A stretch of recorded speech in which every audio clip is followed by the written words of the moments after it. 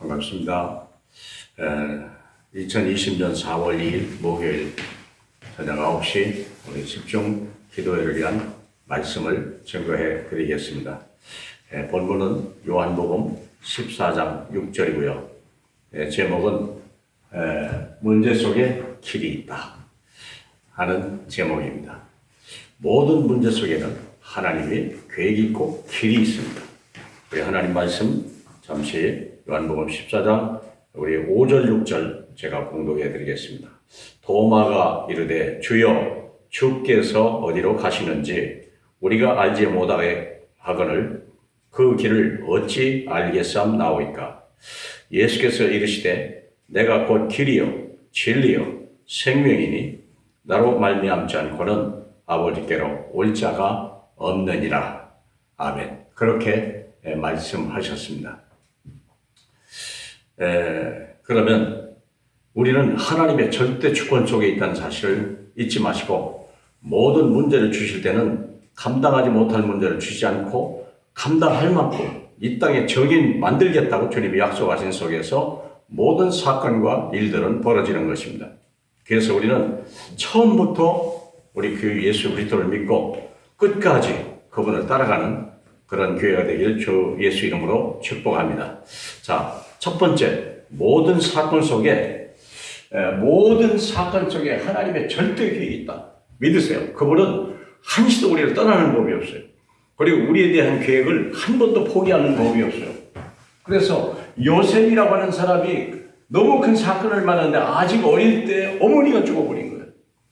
아직 동생 이제 막 낳고 젖도 못 먹이고 어머니가 죽었어요. 그러니 어머니 죽음도 슬픈데 동생에 대한 애절한 이 마음은 얼마나 놀랐겠습니까? 또 두 번째, 모세는요, 태어나면 남자 아이들이 죽음을 당하는 그런 시대에 태어났어요. 아니 어떻게 이럴 때 하나님이 이걸 몰랐겠습니까? 바로가 모든 남자아이를 죽이라는 걸 알고도 하나님이 모세를 태어나게 할 때는 하나님이 이 왕궁에 보낼 계획을 가지고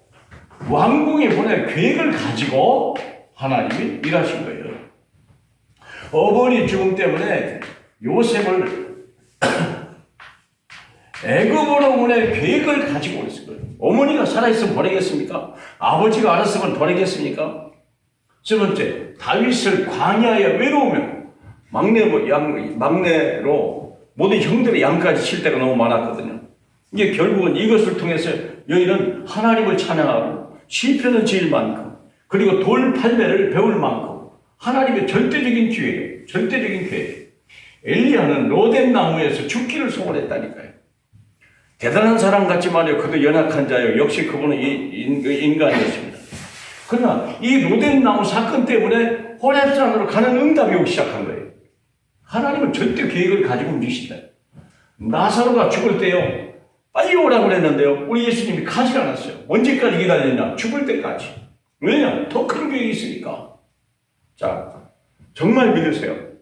두 번째는 우리의 과정 속에, 그 일, 사건 과정 속에 완벽한 하나님의 절대 시간표가 있다. 하나님이 아무 때나 일하는 게 아니에요. 하나님의 시간표를 가지고, 그 시간표 속에 요셉은 13년 동안에 형들에게 팔림을 받고 보디발에 배반을 당하고 술관원한테 우리가 버림을 받는 이런 일을 당한 거예요. 근데 알고 보면 이게 애굽의 총리가 되는 절대적인 시간표, 절대적인 과정이에요. 두 번째, 모세는 왕궁에 40년, 광야 40년, 80의 나이를 헛세월했다고 하지만 나중에 알고 보면요, 왕궁에 40년이 있었기 때문에 애굽의 말을 할 줄 알고 왕궁에 아는 사람이 있고 어떻게 그 사람들의 생리를 다 아는 거예요. 그리고 광야 40년이 있었기 때문에 이스라엘 백성을 데리고 40년 동안을 그들을 끌고 갈 수 있는 모든 경험과 모든 능력들이 여기서 나타난 거예요. 다윗도 마찬가지예요. 다윗도 이 외로움이지만 어느 날 하나님이 골리앗 앞에 세우고 사울 왕 앞에 세우는 이런 시간표가 있는 거예요. 드디어 세상에 드러나는 거죠. 외로움 같은데 실은 아니에요. 이때 하나님이 세상에 나타나죠. 엘리야 같은데요. 엘리야도 죽기를 두려워했지만 결국 호렙산에 가서 7,000명을 세우는 하나님의 언약을 맺죠. 놀라운 일 아닙니까? 혼자 외롭다고 생각하고 이제는 나 혼자는 안 되겠다고 하는데 하나님은 7,000명을 일으켰다는 이건 엄청난 능력을 주죠. 나사로도 마찬가지예요. 나사로도요 3일 동안에 완전히 썩어서 이 말의 의미는 도저히 이 사람은 살 수 없다. 죽을 때까지 기다리고 이제는 완전히 썩을 때까지 기다리는 거예요.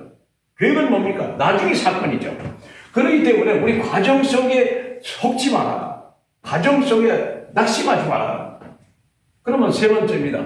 하나님의 궁극적인 목적이 뭐냐? 우리의 결과, 우리의 미래 속에 하나님의 절대 작품을 예비해놓고 있다는 거예요. 요셉은요, 총리가 되었고, 가족을 구원하고, 애굽와 복음을 살며, 이게요. 그러니까 우리는 하나님의 절대 계획, 절대 시간표, 절대 작품 속에서 하나님의 일을 봐야 돼. 우리가 이 정인이지 뭐 다른 거 있겠습니까? 모세는 결국은 뭐냐? 출애굽을 하는 역사를 켜고 광야 40년 동안 이스라엘 백성을요 완벽하게 이끌어왔어요. 물론 많은 어려움이 있었지만 거기서 끝난 게 아니에요. 여호수아와 갈렙이라고 하는 두 제자 다음 세대까지 준비한 거예요. 이런 응답과 축복. 저와 여러분이 이런 응답이 있기를 원하고 이런 제자 세우기를 원하고 이런 자녀 되기를 축복합니다. 문제 속에 있어야 항상 문제 포기하지 말고 다윗이라고 하는 사람은요 결국은 왕이 되었고 성전 건축하고 이스라엘 전체를 통일하는 하나님의 엄청난 역사의 여신. 아무도 할 수 없는 걸 일을 했어요. 가장 연약한 여러 가지 입지적인 환경에도 불구하고 그는요 전 세계 복음화의 증인이요 지금도 다윗의 이름이 온 세상에 떠오르고 있지 않습니까? 네 번째는 엘리야예요. 엘리야에게는 하나님이 이런 어마어마한 일을 했어요. 하사엘과 예후와 엘리사를 세우고 하사엘이 아람 왕 아닙니까? 늘 이스라엘 백성은요 아람 때문에 어려운데 하사엘과 이스라엘 왕을 세웠다니까. 엘리야에게 엘리사를 통해서 한 게 아니지만 이게 누가 그랬습니까? 엘리사를 통해서 하사엘을 세웠어요. 엘리사를 통해서 예후를 세웠어요. 근데 엘리야에게 준 언약인데 이 언약 전달이 엘리사에게 갔고 엘리사가 아람의 왕을 세울 만큼 됐고요. 그리고 예후를 세워서 이게 누굽니까? 아합 왕과 이세벨의 모든 잔당들을 완벽하게 청소했어요. 이 예후라고 하는 사람이 그렇게 쓰임받은 거예요. 손은 안 되거든요. 결국 엘리사는요 그 시대에 정말 하나님의 영광을 나타내는 최고의 선지자였습니다. 갑절의 영감을 받았던 거죠. 그리고 나사로는요 부활의 증인이에요. 다시 산다는 확실한 증인이에요.